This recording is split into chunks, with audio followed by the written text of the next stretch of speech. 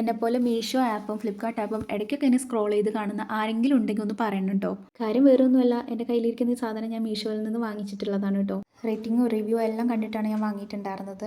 കയ്യിൽ കിട്ടിയപ്പോഴും തന്നെ ഒട്ടും മോശമല്ല എന്നല്ല, കൊടുത്ത പൈസയ്ക്ക് വേർത്തായിട്ട് എനിക്ക് തോന്നിയിട്ടോ. ഏത് സ്കൂളിൽ പോയിട്ടാണ് കേട്ടോ ഉണ്ടായിരുന്നത്. അതുകൊണ്ട് വന്നിട്ട് സർപ്രൈസായിട്ട് കൊടുക്കാമെന്ന് വിചാരിച്ച് ഞാനത് അവളും കാണാത്ത സ്ഥലത്താണ് എടുത്ത് വെച്ചിട്ടുണ്ടായിരുന്നത്.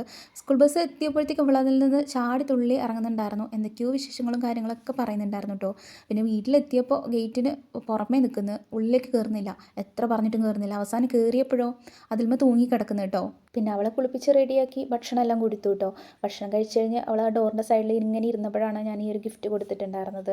അത് ഓപ്പൺ ചെയ്ത് നോക്കാൻ പറഞ്ഞായിരുന്നു. എനിക്ക് ചെറിയ ടെൻഷൻ ഉണ്ടായിരുന്നു കേട്ടോ.